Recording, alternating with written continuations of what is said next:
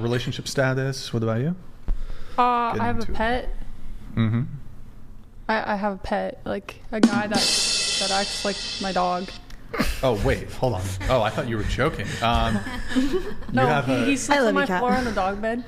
He's like a sub? Is that what you call him? Or a slave? He just does whatever I ask. A servant? So you have a master-slave BDSM dynamic. Yeah, basically. I went You're being serious, right? Yeah, okay. I was I got out of a relationship about a year ago. The guy tried to strangle me like 5 times, ran to the neighbor's house. I'm not sure how that's relevant, but okay. So I ended up with a sub. Well, because as you know, the best way to recover from being in an abusive relationship is to abuse somebody. Everybody knows that. Well, I don't hit him or anything, and he just humiliate him, make him sleep in a dog bed. Does he have a dog I told bowl? him he could. I didn't tell him he had to. He asked me to buy him a dog bed. Yeah, but I mean, you do realize that there are mentally ill individuals out there who do mentally ill things, and that it is very enabling when a person's like, well, I know that you're mentally ill and sick in the head, that you'd be willing to sleep in a dog bed like a freak, but I'm going to go ahead and in some way get some sort of gratification from that. Like, what doesn't that say something bad about you?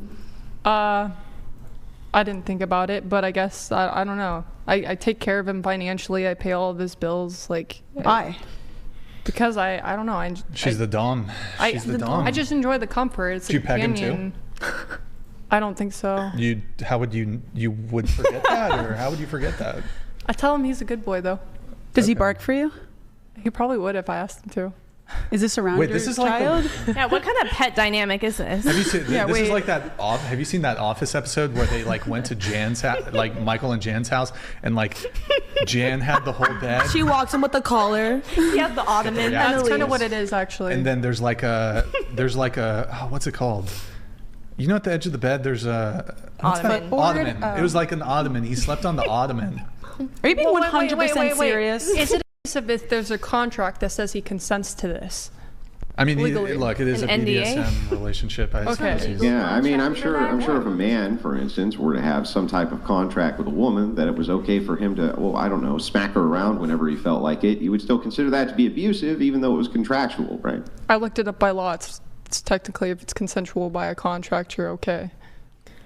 You wouldn't think that was abusive? I mean, if I don't like it and I'm saying no, then yeah, that's a form of abuse, I think. How long has this been going on? Well, I've known him for 8 years, but it became more of a thing recently. How recently? Like about a year now. So you guys been together for a year? We're not together. Well, okay, hold on. Do you take him on walks? Does he get little treats? He actually thought that would be funny. He's already talked about that. Yeah, so are you dating somebody else? No. Okay, I have so commitment issues. how long have you been single? About a year, maybe a year and a half. All right. Longest relationship? 12 years. Was that the one that ended a year ago? Oh no, I dated someone when I started dating when I was 10 years old, and I quit till my early 20s. How old were they? They're also 11. Same age? 11. And that was the 12-year relationship? Uh-huh. Okay. Who broke up with who in the 12-year relationship? He admitted something openly that like he had gotten and then couldn't. You gotta say SA, man. Oh, SA. Fuck. Sorry, SA. That he got SA'd and then he kind of ghosted me. I think he was just ashamed of the fact that he was violated. Okay. Your relationship that ended a year ago, how long was that one? That was a year. All right. Who broke up with who? He just got arrested and it ended from there. Arrested for what? He tried to strangle me within 5 times with one night. Was it consensual? No. I was running. I ran to the next door neighbor. I was running away from him. Was this the first time he tried to hurt you? No. Okay. No, it was second, and after the second, it was just that's done. Right. Were you guys having an argument or? No, he was drunk. He got mad about pizza. He ordered pizza and then he passed out and I put it in the fridge and he got mad that I put it in the fridge. He started just freaking out on me and screaming at me. Mental illness. Okay. Why are you so attracted to mentally ill men? Men. I don't know. I can't. I've never actually had a deep conversation with myself. Childhood trauma, perhaps? Yeah, probably. The current a guy that you're not seeing but lives in your house and you pay all of his bills, do you have a carnal relationship with this gentleman? Like what kind of relationship? I didn't hear you. Sexual? Is it a sexual relationship? No, I really haven't had much sex in like a year. I would say it has been like twice, and then I just know it's not sexual anymore. Wait, you've had sex with him? Yeah, in Two the times. very beginning, and then I just can't have sex with him anymore. How often does he sleep on your floor? Every night.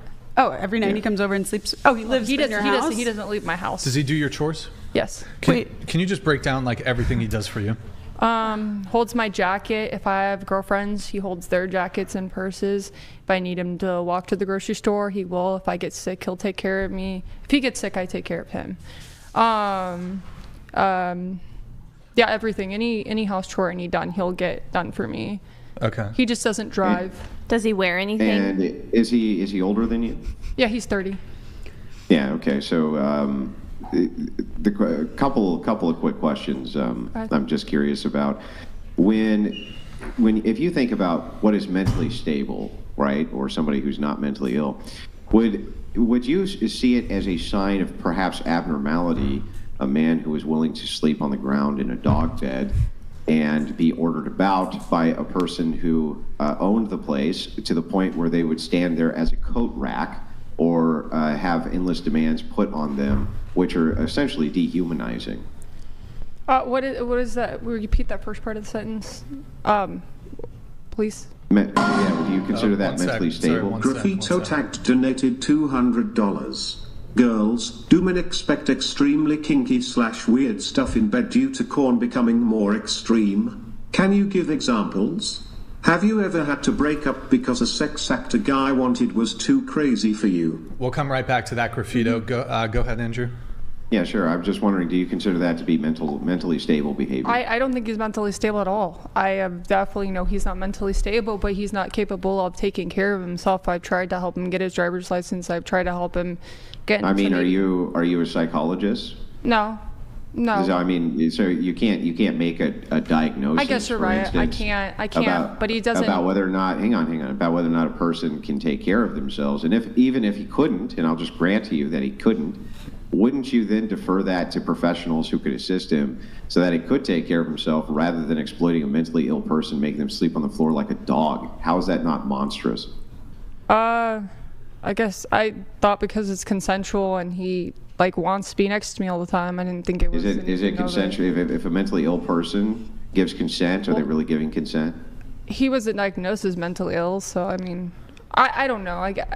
I never thought about this. Sorry, Andrew, I just want to jump in. You mentioned before the show that you're a mother.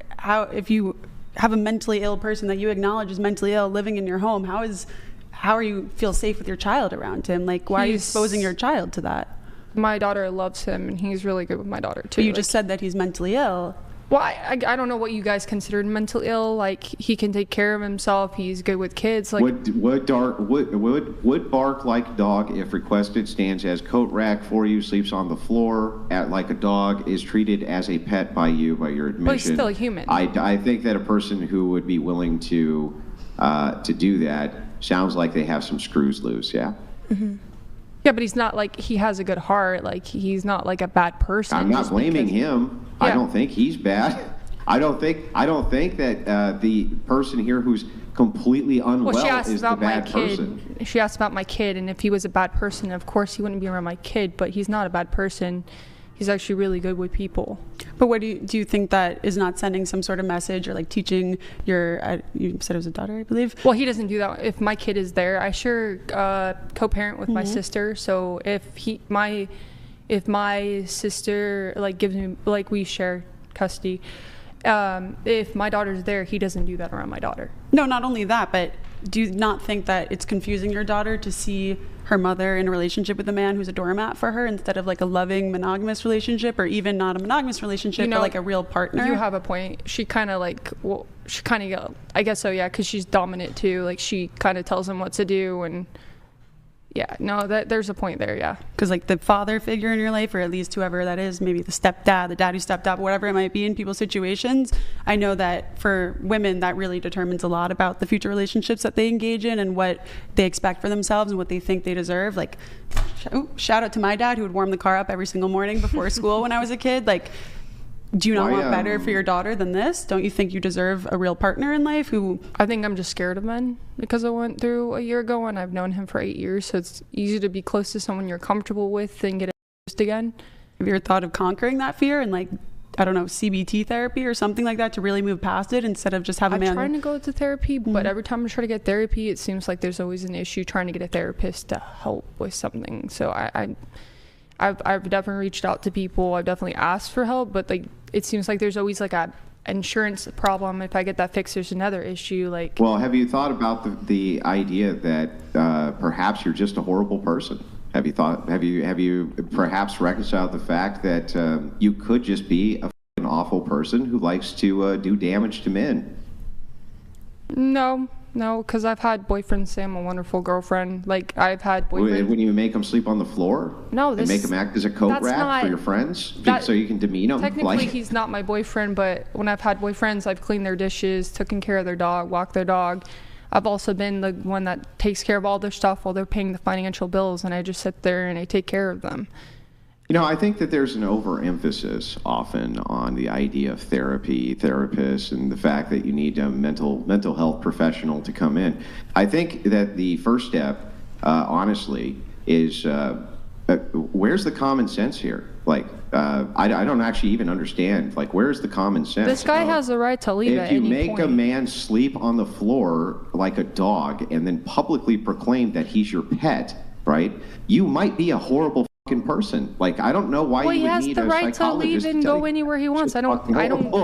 You pay all his bills. Why would he ever leave if you're paying all his bills? He doesn't really have. He's leeching off of you. He's not trapped there either. But he doesn't have an incentive to leave if you're paying all his bills. Why would he go be broker and homeless or whatever it might be? Well, that's what I'm saying. If he Sleeps thought I by was you every night. If anybody thought I was a horrible person, they can always get up and leave my place too. But do you see how you've incentivized him to stay in this environment? He's dependent on you. You've incentivized him. It's kind of like federal government aid on welfare, that if you're just getting a consistent check or something, why would you ever go and get your own job or figure out something else? Like here, I'll show you what she's saying, right? Let's a little bit. This. Okay. Let's reverse this for a second. Hang on. Let's reverse it. Let's pretend for a second that I was on the panel and I said, well, I found a mentally unwell woman who can't take care of herself and she's totally dependent upon me. At night, I make her sleep on the ground, right? I make her do all sorts of sexual things whenever I feel like it, right? And I treat her like a doormat in front of every woman who comes over. Not a doormat like, ooh, I'm kind of rude to her, but literally make her stand there with her arm extended, and then me and my friends hang our coats and balance our drinks from her little nose. Would any woman here not say that that was fucking horrific and that I was a monster? Go ahead. I just, by a show of hands, who would say, if I said all of that to you, that I was a monster? Show of hands. Yeah, okay. But somehow the sisterhood can't be bothered to express to this woman that what she's doing is fucking monstrous. No one's ever said anything to me. Yeah, I'm sure they haven't.